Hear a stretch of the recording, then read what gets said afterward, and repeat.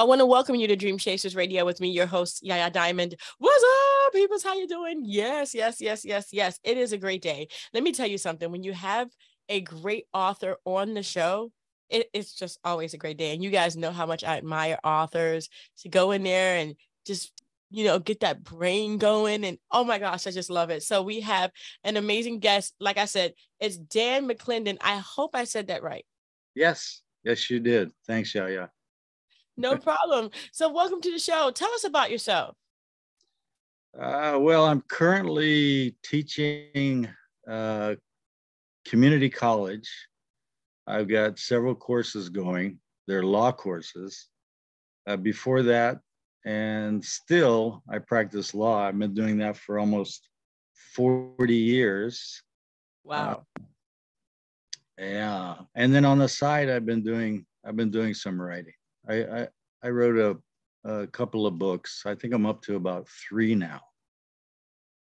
Wow. Okay, so I went to community college for the precursor law, classes. Mm-hmm. And my teacher told me I wouldn't be good. Well, you smile too much. It would ruin your life. Well, one thing about law school, Yaya, people go in and they've got personalities and they have senses of humor, and somehow they come out without them. I don't know how it happens, but it does. Except if in all the years I've been teaching community college, which is about 11 or 12, I've never told anybody don't do it, because you don't know what's around the corner. You might not be great at it. You might not be the best, but if that's what you want to try it. Yeah. But she told me, she said, no, it would take away from you. And you're such a wonderful person. I would hate to see you go through this. Well, and she's probably right. She's probably right. So, yeah, I just did contracts. I think I did contracts and entertainment law contracts. Mm-hmm. I just stuck with contract courses to help me out with that. But yeah, she was telling me how my personality, like you said, and now I understand. Now I understand why she said that. So yeah, definitely. But wow. So okay, so you've been doing that now. You have 3 books under your belt. I mean, okay, so why write when you have such a prestigious law career and you're a teacher? Why? Well, when you've been doing something for 40 years, you want to do something else, I think. I've probably had over 40 to 50 jobs in my life. I actually went to law kind of a little bit late. I didn't go straight through. I didn't go college and then straight to law school. But I was out there doing things. I was a miner for a while. I was a choker setter at a logging camp in Alaska. And then I started, I taught some classes. I taught English as a second language, and I did that with migrant workers. So, and then I traveled a lot. I did a lot of traveling when I was young. I hitchhiked to from San Diego to Lake Titicaca. So wow, that was quite a trip. Wait, okay. So you hitchhiked, so I can call you a hitchhiker, right? Sure, why not?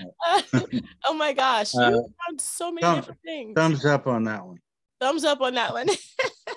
You've done so many amazing things. How have you, I mean, gosh, I'm just trying to think, between the traveling and between the things that you've done in Alaska, have you put this in your books? Oh, what I end up putting in my books are like all the people I've met and their personalities, and many of the things, the adventure type things, I get in there, but it depends on how the book is progressing. I don't want to. In fact, with this latest one, the Wrongful Death, all I started with was this thought that I'd had for years and years. About a guy who doesn't get up on time to pick up the garbage. And he hears the truck and it wakes him up. And he runs down to deliver the cans to the corner. And that was it. that was the only thought I had about this book. And from there, it went into a mystery, crime novel with a bunch of what I think are very interesting people, very likable. Wow. Has your career in law, because you had a lot of careers, in law, helped you to write this book? Oh, yeah. Yeah, definitely. Definitely. A lot of it, it's not, in a way, it's not your typical law book. There's a courtroom scene, but there's not much in terms of the courtroom. There's a law office involved and all the characters in the law office, the messengers, the secretaries, the lawyers. But the key character is just, he's a messenger and he's going to law school at night. So he kind of gets together with this police detective in Hollywood. And the police detective is the other main character. And his name is Teddy. So they go after, they're trying to find not only the victim, because she's gone missing, but they're also trying to find ways to trip up the guy that they think is the killer. And he's a rock star, big time rock star in Hollywood, lives in Laurel Canyon, records for Capitol Records. And, but he's a little bit of a kind of a kinky guy. I'm not going to ask. Well, it comes out pretty early in the book. So yeah.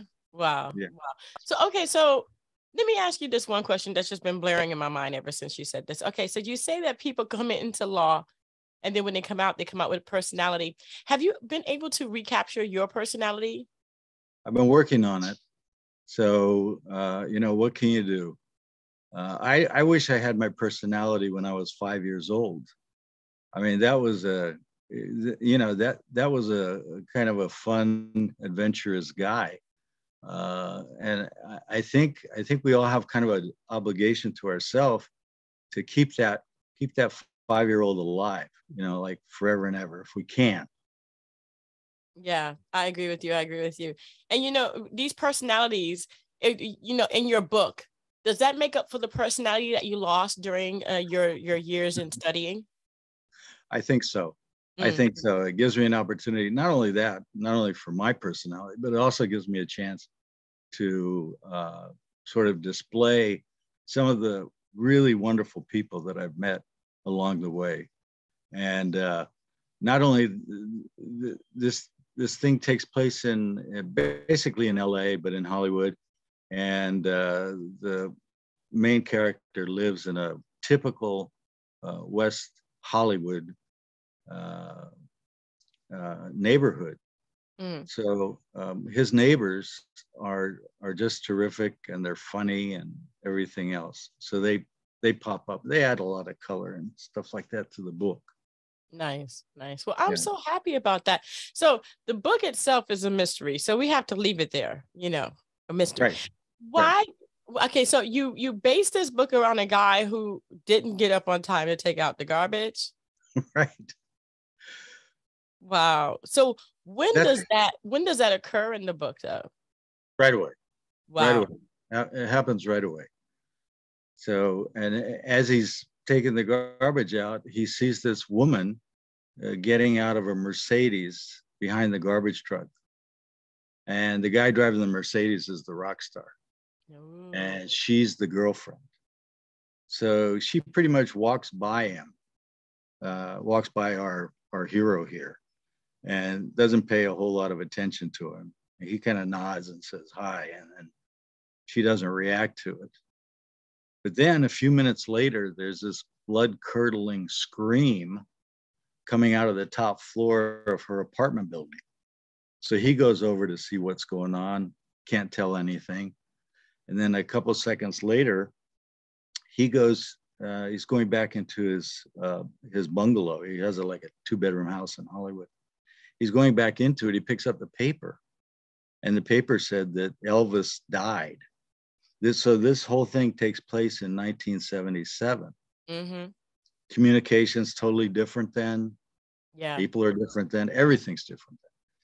So he picks up the paper, and as he's sort of shrugging up to his doorstep, she comes running out of the building and says, she hide me. And that's where it starts. Mm. So he hides her until the rock star boyfriend leaves. But then he goes back to check on her when he comes back from work that day, and she's gone missing.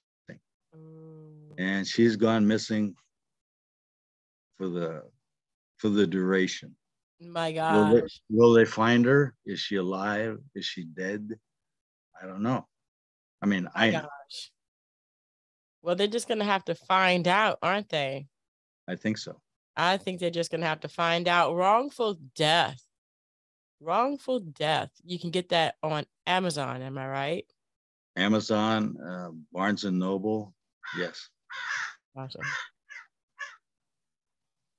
Wow. I want to thank you so much for being on the show, Mr. McLinden. I tell you what, I do hope you get your personality back.